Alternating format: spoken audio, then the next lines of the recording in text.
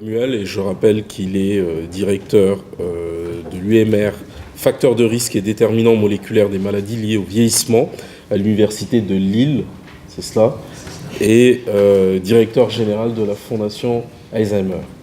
C'est exact. Merci, monsieur le député. Merci également à l'UMR de me donner l'occasion de participer à une matinée tout à fait intéressante. Et je vais revenir sur des éléments qui vont être relativement plus terre à terre et qui vont être relatifs à l'expérience personnelle que j'ai de tout ce dont on vient de discuter ce matin, que ça aille des éléments de données privées ou également de conseils en tout genre.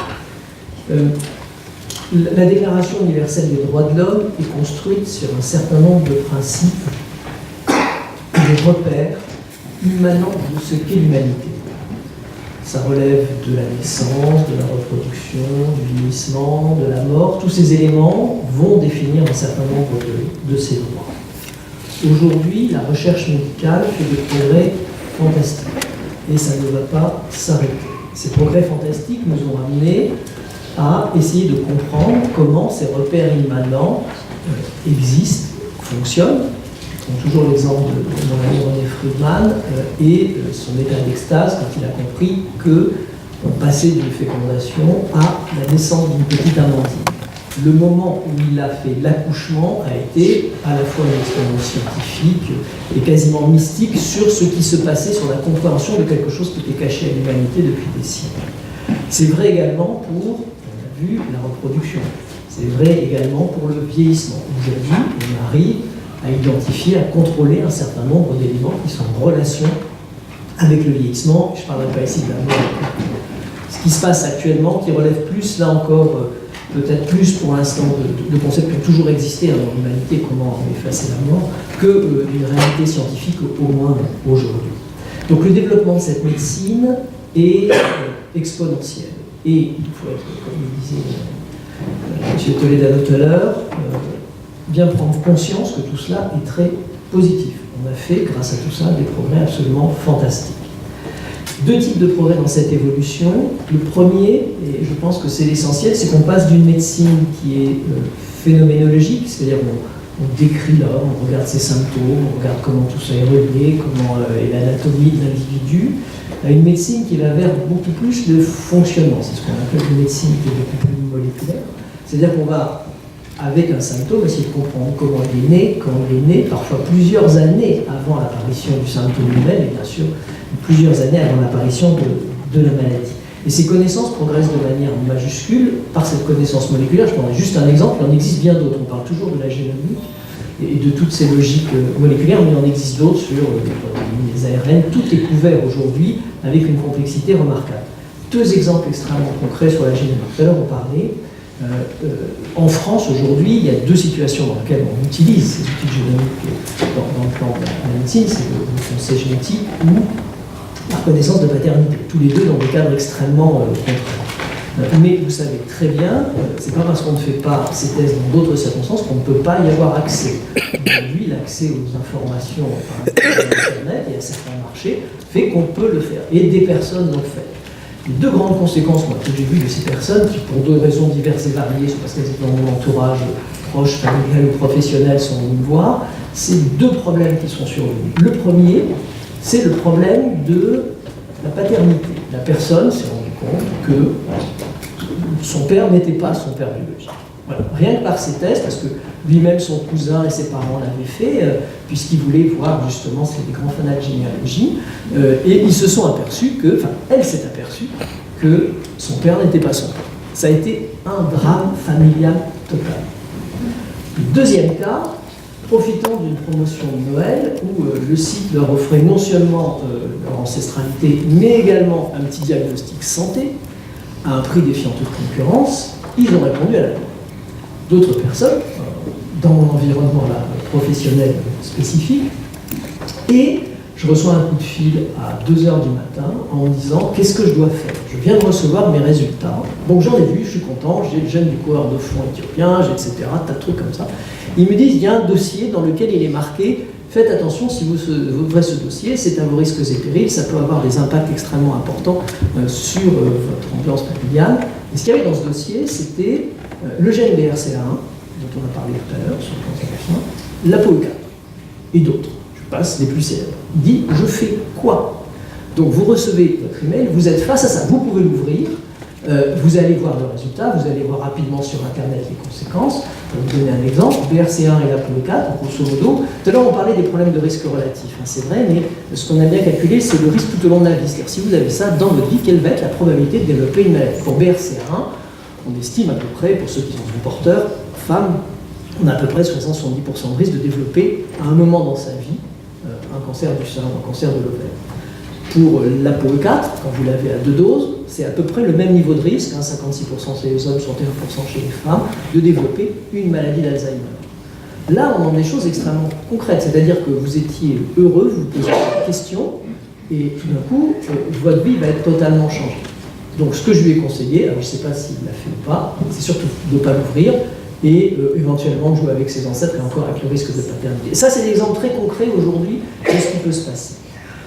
Avec cette accumulation d'informations, on arrive face à des médecins qui ne vont pas, parce que le cerveau humain ne peut pas le faire, intégrer toutes ces informations. On va donc avoir besoin d'outils d'intégration de la complexité du génome. C'est quand même, bon là on parle de points spécifiques, mais on peut scanner complètement le génome, c'est quand même 3,5 milliards de variables, ça fait beaucoup pour un cerveau humain pour intégrer tout ça. Donc on a forcément besoin à un moment ou à un autre d'un apport d'outils informatiques qui vont permettre justement d'extraire une certaine information. Donc on va avoir besoin d'algorithmes. Alors on peut appeler ça intelligence artificielle, ce qu'on veut, ça existe depuis des années, vous en servez toujours dans votre téléphone si vous utilisez votre commande vocale. Voilà, donc tous ces éléments sont nécessaires à cette évolution. Le problème, c'est qu'ils doivent rester à l'état d'outils, c'est-à-dire une aide pour le médecin. Or, la tendance, à cause en particulier de la désertification médicale du nombre de médecins qui ont des origines un peu complexes, qu'on retrouve un peu quand même dans la plupart des pays, au-delà de la France, c'est qu'on va avoir tendance à faire confiance à l'algorithme. Et ça peut être un risque important, dans la mesure où certes ils vont apprendre, ils vont faire plein de choses, ils vont être très intelligents, mais ils ne vont pas tenir compte d'une chose, c'est que ces algorithmes sont calculés, sont estimés à partir d'éléments qui viennent d'études en population, donc d'éléments très généraux. Ça n'a rien à voir avec le risque individuel. C'est-à-dire le risque d'une personne, Toledano en parlait tout à l'heure, avant, quand j'étais jeune, les gens me disaient combien de temps je m'en pour qu'on s'est diagnostiqué, je m'hasardais à des chiffres qui étaient à chaque fois faux. À chaque fois faux. Donc, bien sûr, en population, on sait qu'il y a une certaine probabilité de associer à tel risque, mais dans la réalité de l'individu, vous êtes peut-être en plein dans le milieu de la courbe, vous êtes peut-être à l'extrême, dans lequel la survie va être extrêmement longue, plus court, dans lequel vous allez décéder le lendemain. Donc il est très difficile de faire un choix. Ça veut dire que chaque fois qu'on a la réponse d'un algorithme qui va vous donner une certaine probabilité, il faut que vous puissiez en discuter avec quelqu'un. Il faut que vous ayez votre libre arbitre pour expliquer ce pourquoi vous avez envie de suivre ce risque, ce qui est important pour vous et comment ça fonctionne. Là encore, je vais prendre un exemple très concret. On parlait tout à l'heure de la FDA qui a tendance quand même à injecter dans les essais, dès qu'il y a le moindre problème, 2 ou 3, il y a tellement de risques qu'on prévient le laboratoire qui supprime le médicament. On a eu le cas aux États-Unis, dans un groupe dans lequel je suis, où un médicament qui présentait des signes d'activité en phase 2B sur la réduction des symptômes de l'Alzheimer, ils ont fait 3 hépatites fulminantes, retirer le laboratoire sort complètement. Dans le board dans lequel j'étais, il y avait, qui était un board le World Dementia Council, c'est une instance qui cherche à faire en sorte que les gouvernements investissent plus dans la recherche sur la maladie d'Alzheimer. Donc dans ce board, on a des patients. Un des patients se lève et dit, voilà, ça c'est une aberration. On prend le contexte de risque dans la population générale. Or, moi, qu'est-ce que ça me coûte de faire une hépatite fulminante si je sais que ma fonction cognitive va s'améliorer? Ces gens qui sont des boards avec des maladies d'Alzheimer, ce sont des gens qui sont à des formes relativement débutantes, mais qui ont une pleine conscience de leurs risques et qui font finalement vous donner une vraie valeur de ce rapport bénéfice-risque qui était évoqué tout à l'heure.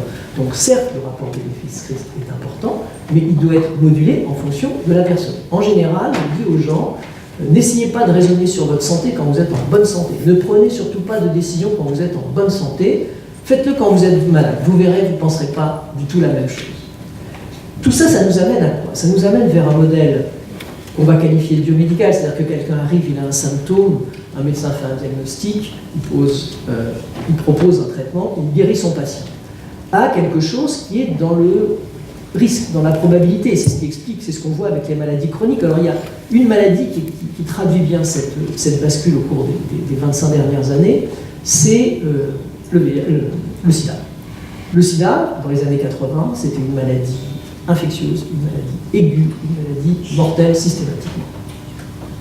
Aujourd'hui, le sida, c'est une maladie qu'on diagnostiquait généralement à partir des symptômes. Rappelez-vous, le sarcome de Kaposi, toutes ces choses-là sur lesquelles on finissait le diagnostic.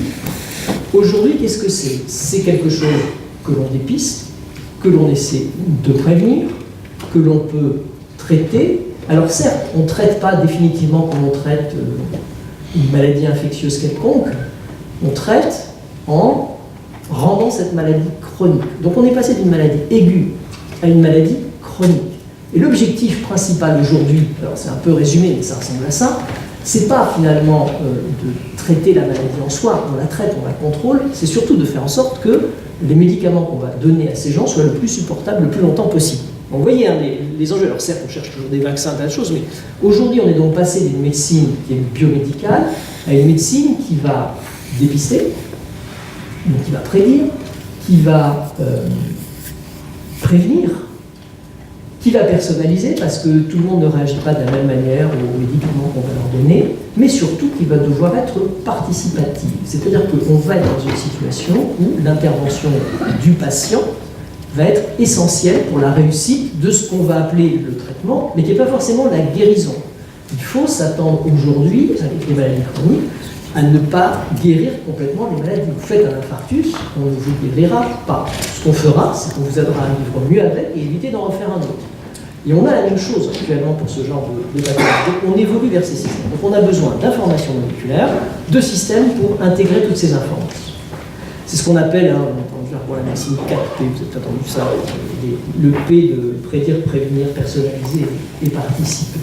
Alors qui c'est qui est capable de faire ça aujourd'hui? Est-ce que c'est votre médecin traitant? Oui, s'il est quand même bien informé. Bon, on va dire en pratique que non. Est-ce que ce sont les étudiants en médecine qui sont sur les bancs de la fac en ce moment, en 2018? Pas vraiment.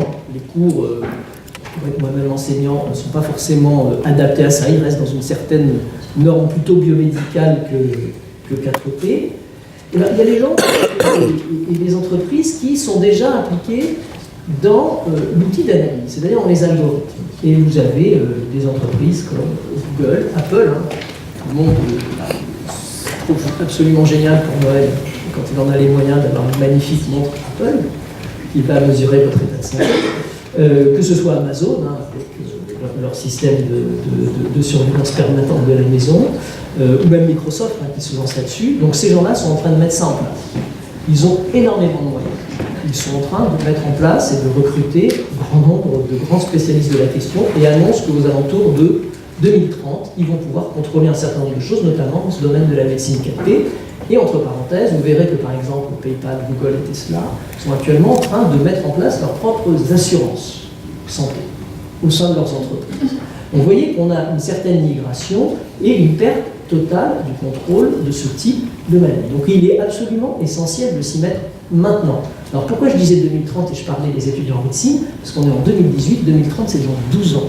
Et pour qu'un médecin, au moment où il rentre en fac de médecine, sorte et soit formé, il faut à peu près 12 ans. D'accord? Ça veut dire que la génération de médecins qu'on forme, aujourd'hui, risque d'être un peu dépassée par ce qui va se passer dans les années qui viennent. Donc pour conclure rapidement, je crois que quand on voit cette évolution, je pense qu'il faut en voir le côté positif, parce qu'on améliore. Bon, c'était pas mieux avant en médecine, c'est toujours mieux après. Alors ça dépend ce qu'on en fait, mais pour la santé des gens globalement, c'est toujours bien. Après, l'espérance de vie continue à augmenter, il n'y a aucune comparaison avec les risques qu'on pouvait avoir il y a un certain temps. Mais je crois que ce qui est vraiment important de comprendre, c'est que tout ça, tout ce que j'ai décrit là, doit rester des outils au service du patient, et que tout ça doit être fait avec un conseil, c'est-à-dire un médecin qui puisse vous aider, alors qui que ce soit, que le médecin ou autre, peu importe, ça c'est une chose, c'est un autre débat, surtout avec le bon médecin, mais qui puisse aider le patient qui va être dans une situation de faiblesse. Parce que quand on est patient, on est toujours en situation de dépendance et de faiblesse. Juste un exemple, j'adore les anecdotes. Je voyais des patients qui mesuraient 1m85. Ils regardaient leur gorge. On dit ouvrez la gorge. Alors ils font comme quand ils sont petits à l'école, ils ouvrent la gorge devant la tête. Donc moi qui suis à 1m75, vous voyez que j'arrive pas à voir. Donc ils n'ont pas conscience de ça. Quand on devient malade, on change complètement dans sa représentation et dans sa fonction. Donc il faut absolument, on en parlait tout à l'heure, protéger ces personnes qui sont malades ou qui sont potentiellement malades et pas les désespérer avec différents tests. Donc réellement, je crois que la mission, je ne sais pas si on arrivera à régler ça de manière législative ou quoi que ce soit, parce que vous n'empêcherez jamais un chercheur de chercher. On a eu l'exemple récent en Chine, je crois, dont tout le monde a entendu parler, même en faisant n'importe quoi, mais ils avancent quand même, c'est comme ça, c'est dans la nature humaine. En revanche, ce qu'on peut espérer, c'est éviter la déshumanisation qui est associée à cette médecine aux alentours, dans l'environnement, par exemple, des systèmes algorithmiques, où quand vous êtes sur Internet, vous avez l'impression que vous avez plein d'amis, mais c'est totalement déshumanisé, il n'y a aucune relation. Et faire passer la médecine dans ce contexte, si dans le cadre et de la Déclaration des droits de l'homme et des lois de la bioéthique, on pouvait justement intégrer cette notion, je pense que ce serait un grand progrès pour l'humanité. Je vous remercie.